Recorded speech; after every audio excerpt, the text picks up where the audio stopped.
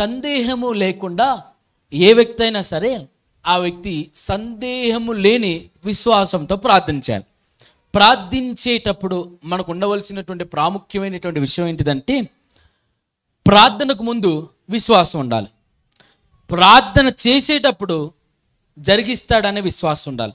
ప్రార్థన చేసిన తర్వాత చేసిన ప్రార్థన జరిగిస్తాడని విశ్వాసం ఉండాలి. మొత్తం 3. దేవుడి కార్యాన్ని జరిగిస్తాడని ప్రార్థన చేయకముందు విశ్వాసం ఉండాలి. 2వది, ప్రార్థన చేస్తున్నప్పుడు ఇది జరిగిస్తాడు అనేటువంటి విశ్వాసం ఉండాలి. 3వది, ప్రార్థన చేసిన తర్వాత దేవుడి కార్యాన్ని జరిగిస్తాడు అనేటువంటి విశ్వాసం ఉండాలి.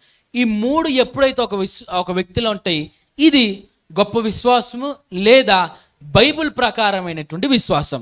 ప్రార్థనకు ముందు, ప్రార్థనలో, ప్రార్థన తర్వాత. హల్లెలూయా. ఈ విషయాలన్నీ ప్రతి సందర్భంలో కూడా మీకు కనబడతాయి. అయితే ఈ విశ్వాసం ఉన్నప్పుడు మనం చేయవలసినటువంటి పని ఏంటిదనంటే, మీకు యోహాను సువార్త చదివాం కదా, ఒకసారి మార్కు సువార్తకి వెళ్ళి మళ్ళీ ఒకసారి వద్దాం చూడండి. మార్కు సువార్త 11వ అధ్యాయము, మళ్ళీ యోహాను సువార్త అదే వచనానికి వద్దాం. మార్కు సువార్త 11వ అధ్యాయము 23వ వచనం నుండి చదవండి. ఎవడైనను ఈ కొండను చూచి నీవు ఎత్తబడి సముద్రంలో పడవేయబడుమని చెప్పి తన మనస్సులో సందేహింపక తాను చెప్పినది జరుగునని నమ్మిన ఎడల వాడు చెప్పినది జరుగునని మీతో నిశ్చయముగా చెప్పుచున్నాను. అందుచేత ప్రార్థన చేయనప్పుడు మీరు అడుగుచున్న వాటి నెలను పొంది ఉన్నామని నమ్ముడి. ప్రార్థన చేయునప్పుడు అంటే ఇది ఎప్పుడనంటే ప్రార్థన చేస్తున్నప్పుడు. ప్రార్థన మనం 3 విషయాలు మీకు చెప్పాను. ప్రార్థన చేయకముందు విశ్వాసం ఉండాలి, ప్రార్థన చేస్తున్నప్పుడు విశ్వాసం ఉండాలి, ప్రార్థన చేసిన తర్వాత విశ్వాసం ఉండాలి. అయితే ఇక్కడ ఒక విషయాన్ని మీకు చూసినప్పుడు, ప్రార్థన చేయునప్పుడు అంటే ప్రార్థన చేస్తున్నప్పుడు మనలో విశ్వాసం ఉండాలని ఈ లేఖనా భావాన్ని మనం ప్రకారం చూడొచ్చు. ప్రార్థన చేస్తున్నప్పుడు ఇది దేవుడు జరిగిస్తాడు, మనం పొంది ఉన్నామనేటువంటి విషయాన్ని నమ్మాలి. పై విషయాలను కనుక మీరు గమనించినట్లయితే అక్కడ దేవుడు ఉదాహరణకి ఆవగింజను తీసుకుంటాడు.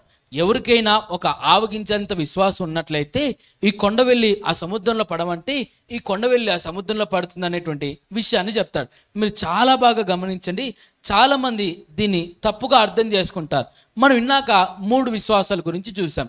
అవిశ్వాసము, అల్ప విశ్వాసము, గొప్ప విశ్వాసం అని. అయితే అల్ప విశ్వాసము, ఆవగింజంత విశ్వాసం 2 ఒకటి కాదు. అల్ప విశ్వాసం అంటే కొద్దిపాటి విశ్వాసం, ఆవగింజంత విశ్వాసం అన్న కొద్దిపాటి విశ్వాసం. కానీ రెండిటికి వ్యత్యాసం ఏంటిదంటే, కొద్దిపాటి విశ్వాసంలో ఆవగింజ దగ్గర సందేహం లేని విశ్వాసం అది. అందుకే మనం మొట్టమొదటిగా మనం చదువుకున్నాం ఏంటిదంటే, యాకోబు రాసినటువంటి పత్రికలో సందేహింపక పొందుకున్నామనేటువంటి విశ్వాసం అందరిలో ఉండాలి. అది చిన్నదైనా పెద్దదైనా సరే సందేహం లేకుండా ఆ విశ్వాసం ఉండాలి. అదే అల్ప విశ్వాసంలో ఏముంటుందంటే కొద్దిపాటి విశ్వాసమే కానీ సందేహం. పేతురు గారి దగ్గర లాగా పడిపోతే ఏంటి పరిస్థితి, మునిగిపోతే ఏంటి పరిస్థితి అని అలా అనుకున్నాడో లేదో మునిగిపోయాడు. అదే విశ్వాసం ఆయనకి సంపూర్ణంగా సందేహం లేకుండా ఉన్నట్లయితే నీళ్ళ మీద పూర్తిగా నడిచేవాడు. బాగా గమనించాలి, ఆవగింజంత విశ్వాసము, అల్ప విశ్వాసం 2 ఒకటి కాదు. 2 కొద్దిపాటి విశ్వాసం అయినప్పటికీ సందేహం లేని విశ్వాసం ఒక వ్యక్తిలో ఉండాలి. రైట్. అయితే ఇక్కడ మనకు మార్కు సువార్తలు మనం చూసినప్పుడు ప్రార్థన చేస్తున్నప్పుడు ఒక వ్యక్తికి విశ్వాసం ఉండాలనేటువంటి ఒక విషయాన్ని మీకు చూపించాను. రైట్. తర్వాత యోహాను సువార్తకి వద్దాం చూడండి. మళ్ళీ ఇప్పుడు యోహాను సువార్త 11వ అధ్యాయము 41వ వచనం. యేసు కన్నులు పైకెత్తి, తండ్రి నీవు నా మనవి వినినందున నీకు కృతజ్ఞతాస్తుతులు చెల్లించుచున్నాను. రైట్. ఇక్కడ మీరు బాగా గమనించండి, చాలామందికి ఈ విషయం తెలుసు. యేసు ప్రభు వారు చనిపోయిన లాజర్ని బ్రతికించడానికి వచ్చాడని, యేసు ప్రభు వారు ఆ ఊరిలో ఉన్నప్పుడు లాజర్ గారు ఇక్కడ చనిపోయాడని ఈ వర్తమానం ఆయనకి పంపించినప్పుడు ఆయన ఇంకా కావాలని ఆలస్యం చేసి ఒక 3 దినాలు అయిపోయినటువంటి తర్వాత ఆ 4వ దినాన లాజర్ని దర్శించడానికి వచ్చినప్పుడు ఆ మార్తా మరియలు యేసు ప్రభువుని ఎదుర్కొని, అయ్యా నువ్వు ఇక్కడ ఉంటే ఇది జరిగేది కాదు, నువ్వు ఇక్కడ ఉంటే మా తమ్ముడు చనిపోయేవాడు కాదని అంటారు. ఇలా చెప్పినటువంటి తర్వాత యేసు ప్రభువారు లేదు నేను ఆయన బతికిస్తాను పదండి, ఆయన ఎక్కడున్నాడు అన్నప్పుడు అదిగో ఆయన అక్కడ రాయి దగ్గర ఆ రాయిలో పెట్టామంటే సరే ఆ రాయి దొర్లించనంటే స్పీడ్గా చెప్తున్నా, మీ అందరికీ తెలుసు కాబట్టి. వారందరూ అన్నటువంటి మాట, అయ్యా ఆ రాయి తీస్తే మొత్తం కుళ్ళిపోయిన వాసన వస్తుంది, చనిపోయి 3 రోజులు అయిపోయింది అయ్యా, అసలు ఆ మొత్తం ఆ ద్వారం తీయంగానే మొత్తం కుళ్ళు కంపు వస్తుంది, ఆ దేహాన్ని కూడా మనం చూడలేము, ఈ మార్త మరియలు చూసి అది తట్టుకోలేరయ్యా, కుళ్ళిపోయిన ఆ తన తమ్ముని దేహాన్ని చూసి తట్టుకోలేరు, వద్దయ్యానంటే లేదని చెప్పినట్టుగా చేయండి, అది తీయండి అన్నప్పుడు వారు తీశారు. తీసినటువంటి తర్వాత యేసు ప్రభు వారి సైతం చేసేటువంటి ప్రార్థనను మీరు బాగా గమనించండి.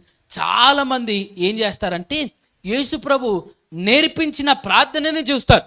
పరలోకమందున్న మా తండ్రి నీ నామం పరిశుద్ధపరచబడును గాక అని యేసు ప్రభు వారు నేర్పించిన ప్రార్థననే చాలామంది గమనిస్తారు. కానీ గమనించాల్సిన విషయం ఏంటిదంటే యేసు ప్రభు చేసిన ప్రార్థన ఏంటిది మీరు బాగా గమనించండి.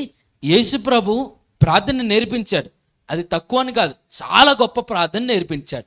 కానీ అదే యేసు ప్రభు వారు అసలు ఎలా ప్రార్థన చేస్తున్నాడు? అయినా అద్భుతాలు జరగాలంటే, సూచక క్రియలు జరగాలంటే అసలు ఈయన ఎలా ప్రార్థన చేస్తున్నాడు?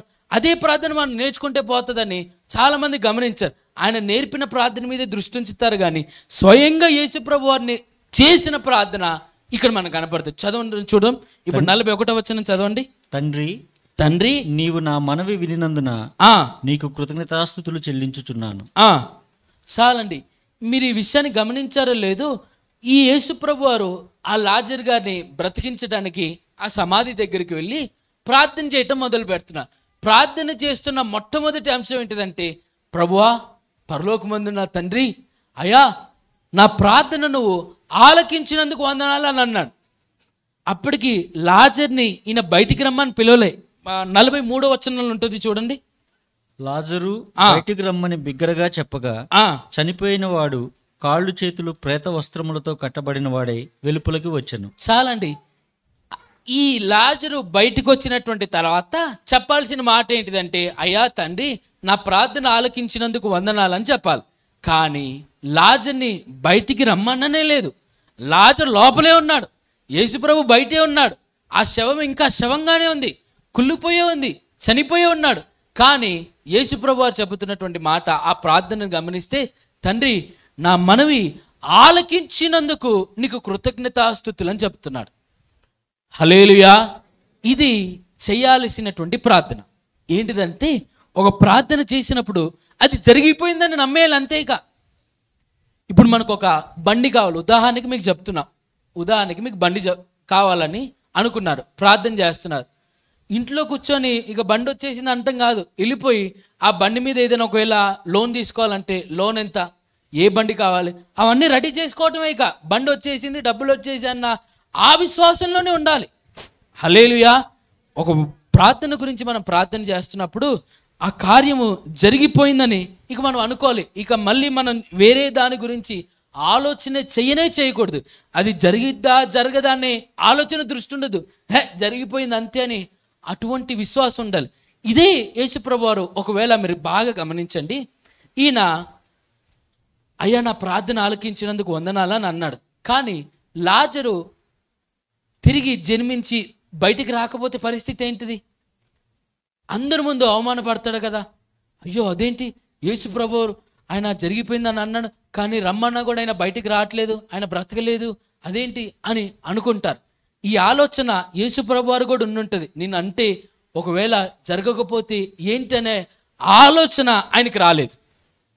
ఇలాంటి ఆలోచనలు మనకే వస్తాయి. ఇది జరగకపోతే ఎట్లా, నేను వాగ్దానం చేస్తున్నా కదా, ఇది జరగకపోతే ఎట్లా, అది జరగకపోతే ఎట్లా అని చాలాసార్లు ఇటువంటి ఆలోచనలు కలిగి ఉంటాం. కానీ ఇటువంటి ఆలోచనే కనుక మనకు ఉన్నట్లయితే అది సంపూర్ణమైన విశ్వాసం కాదు, అది అల్పమైనటువంటి విశ్వాసం. విశ్వాసం ఉంది కానీ సరైన విశ్వాసం కాదు. ఆ అల్పమైన విశ్వాసం దేవుణ్ణి యొద్దకు చేరనీయకుండా చేస్తుంది. అందుకని మనందరిలో ఉండవలసినటువంటి విశ్వాసం ఎలాంటిదనంటే, ఒక ప్రార్థన చేసినప్పుడు ఇది దేవుడు జరిగించేశాడని నమ్మేయాలి. హల్లెలూయా. ప్రార్థన చేసే ముందు జరిగిస్తాడని నమ్మాలి.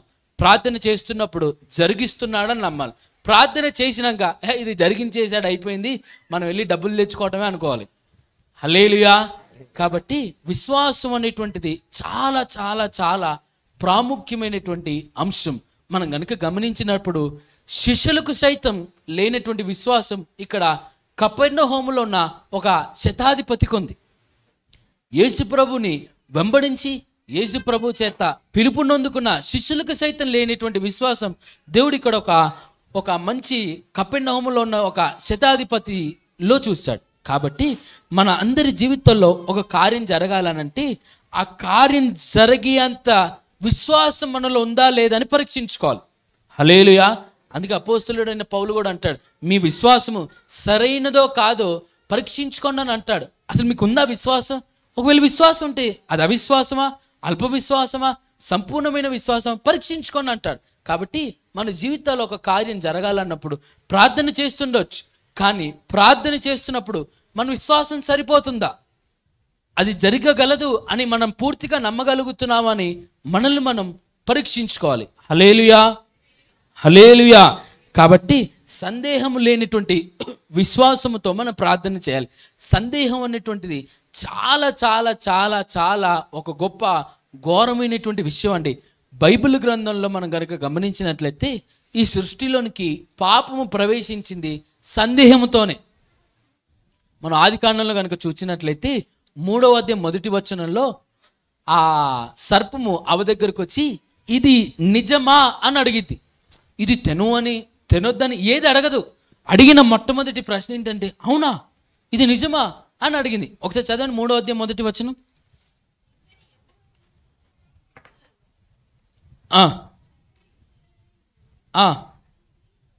అది స్త్రీతో ఇది నిజమా, ఇంకేం అడగలే. అసలు ఫస్ట్ మొట్టమొదటిగా అవ్వని పడేయటానికి ట్రై చేసినటువంటి మొట్టమొదటి అంశం ఏంటిదంటే సందేహాన్ని రేకెత్తించడం, అంతే.